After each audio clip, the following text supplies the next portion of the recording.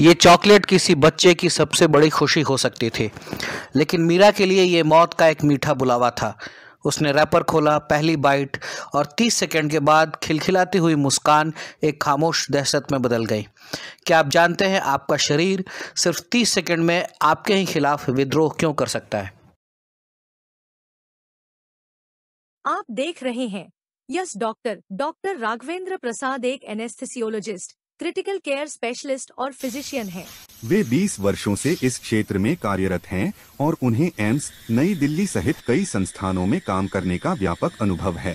Subscribe and press the bell icon to stay updated with our latest health tips and advice. मिलिए मीरा और उसकी माँ सुनीता से। मीरा बाकी बच्चों की तरह है, लेकिन एक चीज़ उसे अलग बनाती है। उसे मूंगफली से होने वाला एनाफाइलैक्सिस है, एक तरीके की एलर्जी।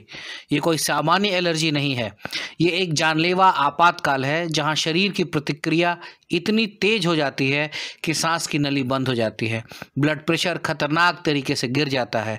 सुनीता अपनी बेटी के लिए एक चलती फिरती सुरक्षा दीवार है। उसके पास हमेशा उसकी जादू की छड़ी होती है, जिसका नाम है एपिपेन। मीरा हाथ हिलाती है और कहती है, मम्मी मेरा गला सूख रहा है। सुनीता भाग कर आती है। मीरा के चेहरे पर तेजी से सूजन आ रही है, होठ और आंखें सूज रहे हैं। उसे जोर से खांसी आने लगती है। सुनीता चिल्लाती है, ये एनाफाइलैक्सिस है, जल्दी करो। सुनीता अपने बैग से एपिपेन ढूंढती है। वो उसे नहीं मिलता। वो घबरा जाती है। पिछली रात को याद करती है जब उसने बैग बदला था और एपिपेन रसोई के काउंटर पर छोड़ दिया था। पूरी पार्टी में भगदड़ मच जाती है। मीरा सांस लेने के लिए लड़ाई लड़ रही है। आवाज़ें धीमी पड़ने लगती हैं। सुनीता उसे गोद में लेती है और चिल्लाती है, कोई एम्बुलेंस बुलाओ। वो कार की चाबी लेकर रोते हुए मीरा को अस्पताल की ओर भागती है। हर सेकेंड 1 घंटे जैसा लगता है। सुनीता को अचानक याद आता है, उसने अपने पर्स के अंदर एक छोटी सी आपातकालीन किट, बैकअप के तौर पर एक इमरजेंसी किट रखी हुई है। वो गाड़ी रोककर कांपते हाथों से उस छोटे से इंजेक्शन को मीरा के जांघ में डालती है। सुनीता बेबसी से देख रही है। कुछ सेकंड के बाद मीरा की सांस और घरघराहट थोड़ी कम होती है। वे सभी अस्पताल पहुंचते हैं और डॉक्टर तुरंत उसका इलाज शुरू करते हैं। सुनीता ने सही समय पर एपिनेफ्रिन दे दिया था, इससे पहले कि एनाफाइलैक्सिस से होने वाला शॉक पूरे शरीर पर हावी हो जाए, ब्लड प्रेशर गिर जाए, ऑक्सीजन सैचुरेशन खत्म हो जाए। इतना सब कुछ हो जाने के बाद जान जाने की बहुत संभावना है। मीरा धीरे धीरे ठीक हो रही है और सुनीता राहत की सांस ले रही है। ये सिर्फ एक कहानी नहीं है। एनाफाइलैक्सिस के खतरे को समझने की ज़रूरत है। आज मीरा बच गई क्योंकि उसने दूसरी किट रखी हुई थी, लेकिन हर कोई इतना भाग्यशाली नहीं होता है।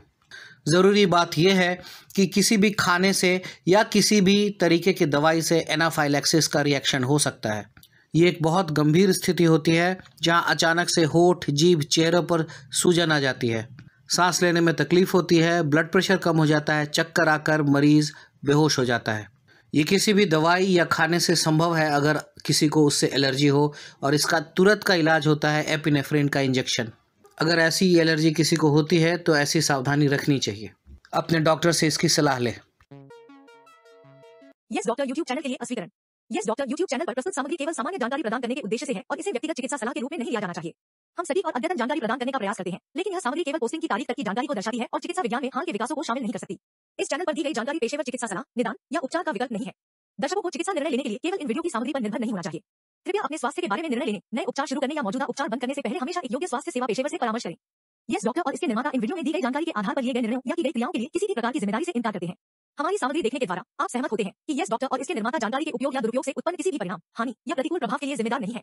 व्यक्तिगत चिकित्सा सलाह और मार्गदर्शन के लिए कृपया एक लाइसेंस प्राप्त स्वास्थ्य सेवा प्रदाता की सहायता लें। हमारी जिम्मेदारी से शिक्षित और सूचित करने के उद्देश्य को समझने और समर्थन करने